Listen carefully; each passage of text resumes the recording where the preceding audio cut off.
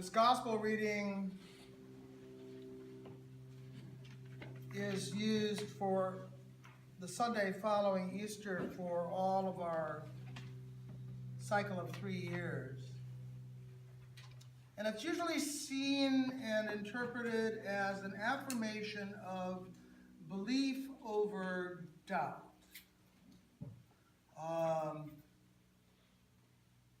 Thomas doubted. It's called Doubting Thomas. And John says, blessed are, as Jesus said, blessed are those who have not seen and have come to believe. Thomas wanted to see, he wanted to experience it. And it's kind of understandable, the affirmation by the other apostles that Jesus had come to them when Thomas was away was hard to believe. It became even more hard to believe later. Thomas ended up getting to see. But after that generation, things like that didn't happen, and the call to belief was more and more necessary. But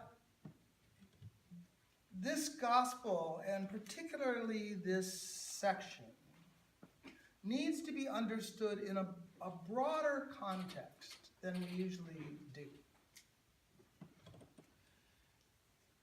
It was a part of an argument, a discussion, a debate, a fight between different branches of the Christian tradition that sought in different ways to translate, as I've talked about a number of times recently, translate the experience of the apostles, the experience of Jesus' immediate followers who were in Jerusalem, who were in Galilee, who had a sense of his continued life following his crucifixion and burial. It was an attempt to translate that experience of the original church into a way that the wider world, particularly in this case the Greek and Roman world, could understand.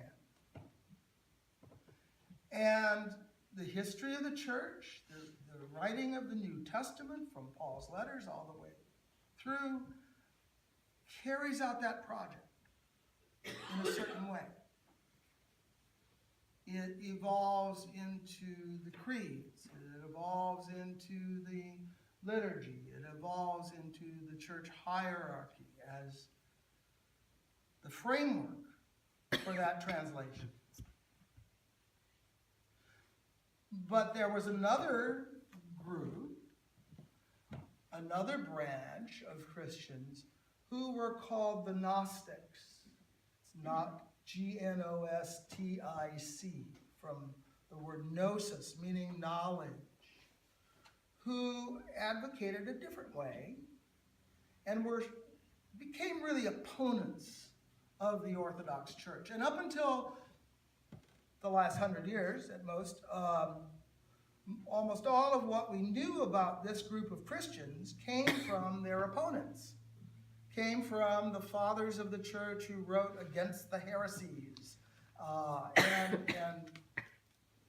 were battled against this particular approach and advocated the tradition, the church tradition, that is our tradition of origin, that emphasized faith and church community, hierarchy, ritual, scripture, as they affirmed it. Now, the Orthodox are more in line with Judaism, really. They flow out of sort of a radical Pharisaic group. The Pharisees were people who took the law seriously. They were rabbis, the rabbis. And you notice Jesus is called rabbi frequently in the New Testament. He wasn't a temple priest. He wasn't a communal ascetic. He was a teacher, and he wandered. He didn't stay to one synagogue, but he was a rabbi. And it was that tradition in which early Christianity grew, and it bifurcated, really, separated from what became Rabbinic Judaism around 70 AD, 100 AD, around in there. So that both Christianity and Rabbinic Judaism really are two brother or sister faiths that come out of one strand. Another Christian strand, trajectory, didn't come so much out of the Pharisaic understanding that tried to apply the law to life, but came out of what had been the wisdom literature in Judaism that you find in like the book of Ecclesiastes, or the wisdom of Solomon and the Apocrypha, or the Proverbs, or other traditions that were to a great extent influenced by Greek thought for a few hundred years after Alexander the Great. They tied in with where the Orthodox Church tied in Greece with Platonic philosophy, the Stoic moral lifestyle. The Gnostics tied in with the wisdom schools and the mystery cults that were there in Greece that had profound initiation rites and created religious experiences, basically, and levels of teaching and developmental enlightenment. They also they saw the world really as a place of delusion, and sought to make people more spiritual. They encouraged detachment in their life. In some ways, it was a lot like, it had some Buddhist flavors to it in terms of enlightenment as a goal and detachment as a lifestyle. And it may well have been influenced by Buddhists from India. There was a lot of communication back and forth. The church criticized the Gnostics as being too Greek, too almost mythological in their teaching, especially when you interpreted their writings literally, which the church was a little more literal and less metaphorical. They saw the Gnostics as dualists, as seeing the world as bad and heaven as good, and the goal was to escape, so it was escapist. It was a denial of the flesh. And so the opponents of the Gnostics emphasized the importance of the Word becoming flesh. Elaine Pagels, a biblical scholar, believes that the gospel according to John, the fourth gospel, was written precisely in opposition to the Gnostics, and so emphasizes, borrowing some Gnostic language, but emphasizes the importance of the world and the enfleshment of Jesus, and then emphasizes belief over this personal experience. The Gnostics saw the church's emphasis on belief as a kind of second-hand faith. You were just turning over your spirituality to some authoritarian teacher in church. They also saw the church as too much enmeshed in the world and issues of power and wealth.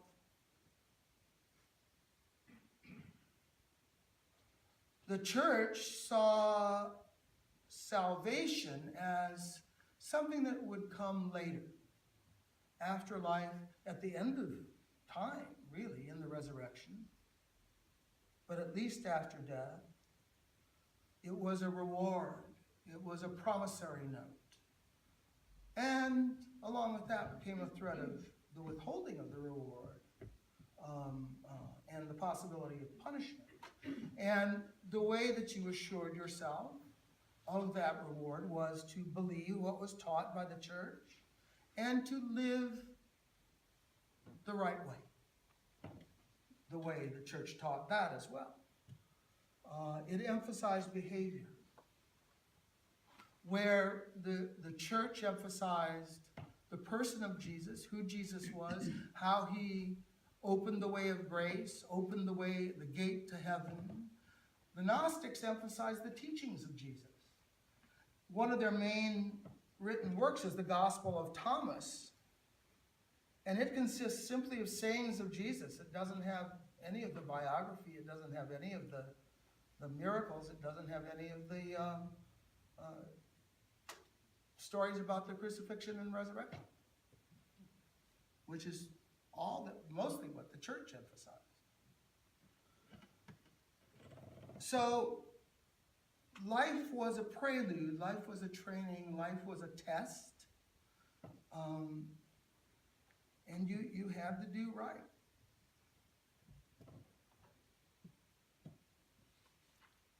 The lessons that we have today are consistent within that church tradition.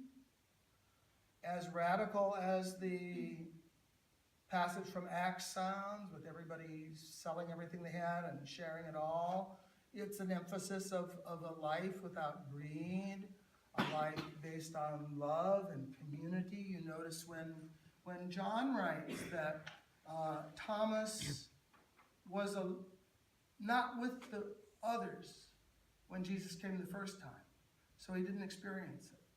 It was only when he came back into community that he could experience the resurrection, so that the community of the church was a very important thing. Salvation, the attainment of heaven, was not an individual issue. It was part of the group, part of the sharing. The epistle points out also that individuals cannot, in a sense, do it, that no one is perfect, and we all need forgiveness. That was an important point, and that Jesus was the one who gave forgiveness, whereas the Gnostics tended to see this increasing enlightenment as a kind of perfectibility, with the goal being living in heaven now, the presence of the kingdom. Anglicanism, the Episcopal Church, has been called at times the via media, the middle way. And that view of it arose during the Reformation, when you had both Puritans, Calvinist Puritans in England, and also people who were still loyal to the Catholic Church and its traditions. And they argued about that and fought about that. On the continent of Europe, there was an awful 30 Years' War that arose between those groups. In England, during the reign of Elizabeth I, this idea of the via media arose, where it was understood that you could have different views within one faith. Just obey the Queen.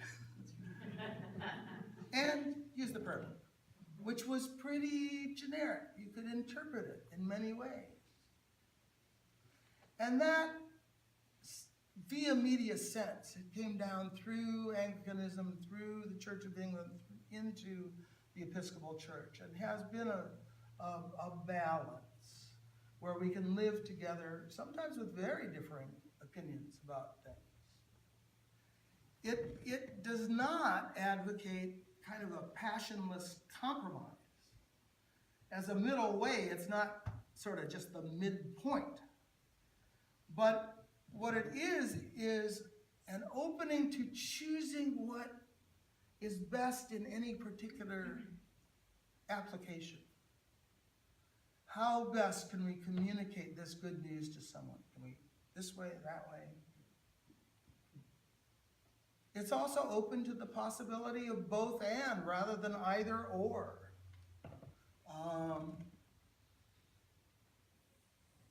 Sometimes things that seem like they're opposites are really connected in ways. Maybe they're always connected when they're seen as opposites. They're also, this via media idea is also open to what I call a transcending third, where two sides spend time in discussion and sharing and thought and prayer, and out of that connection, rather than hostility and alienation, comes something new that isn't one or the other, but and not just a combination, but something, a new creation, new insight. Now, we are a traditional church. We use traditional liturgy.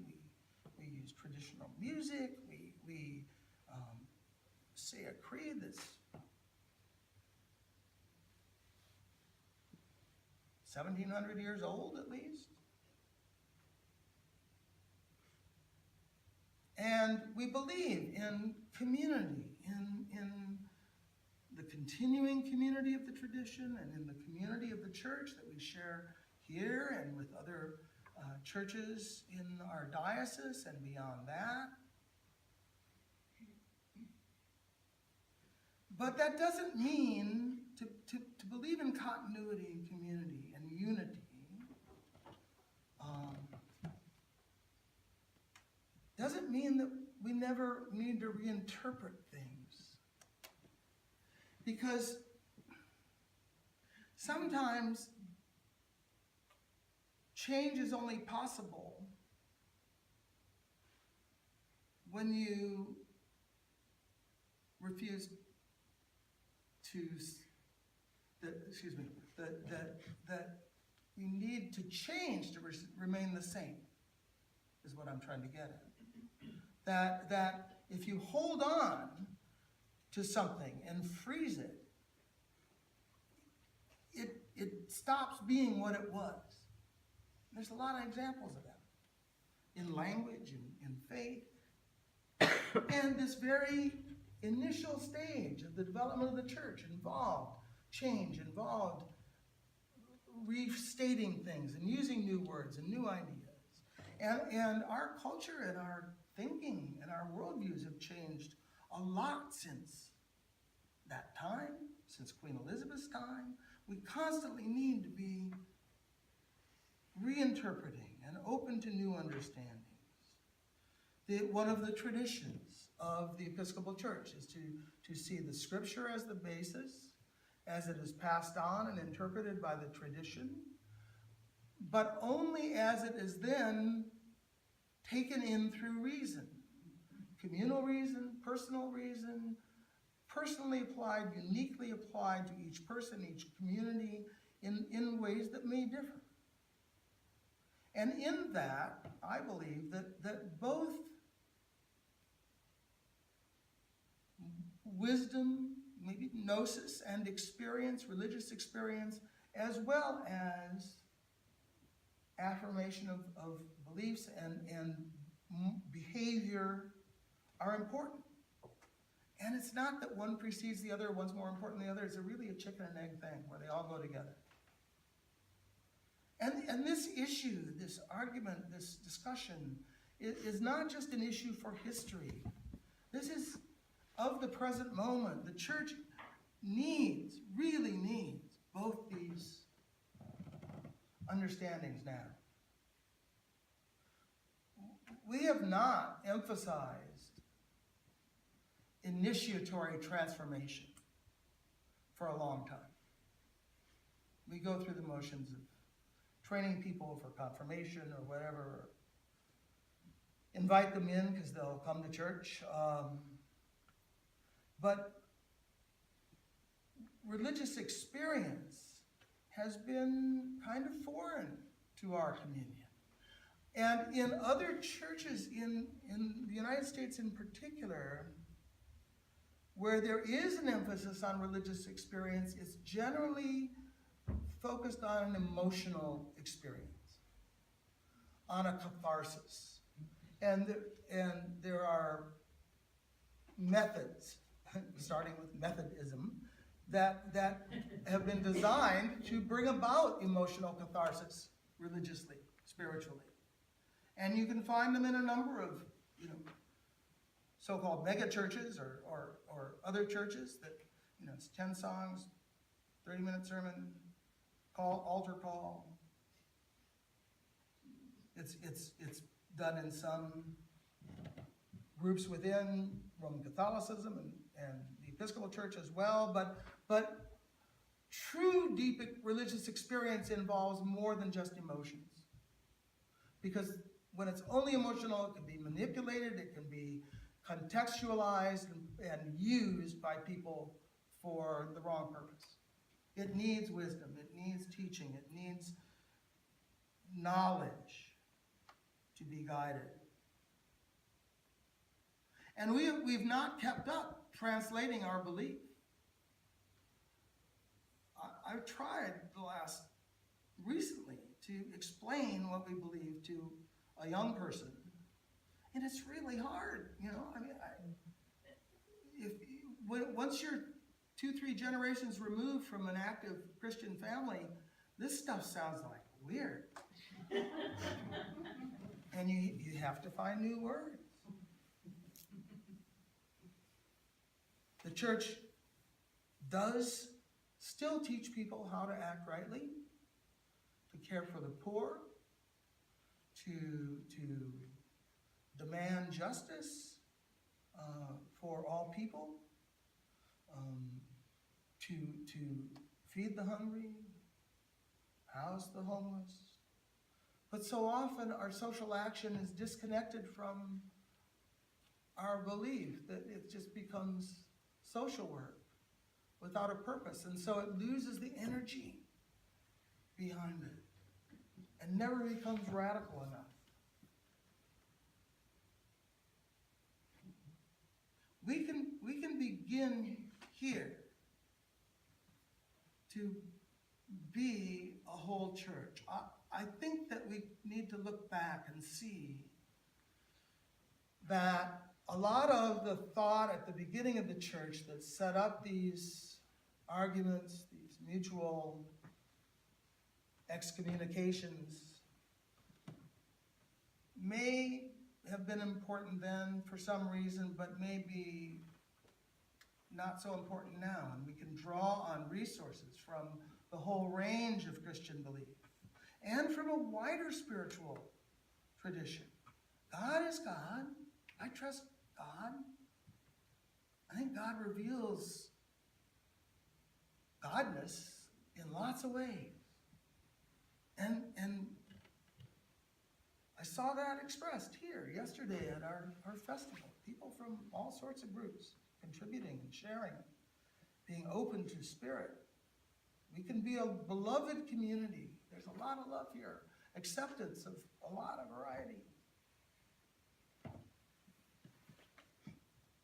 We can be a base community to reach out and share with the rest of this peninsula God's love and care. We can be the church for this place.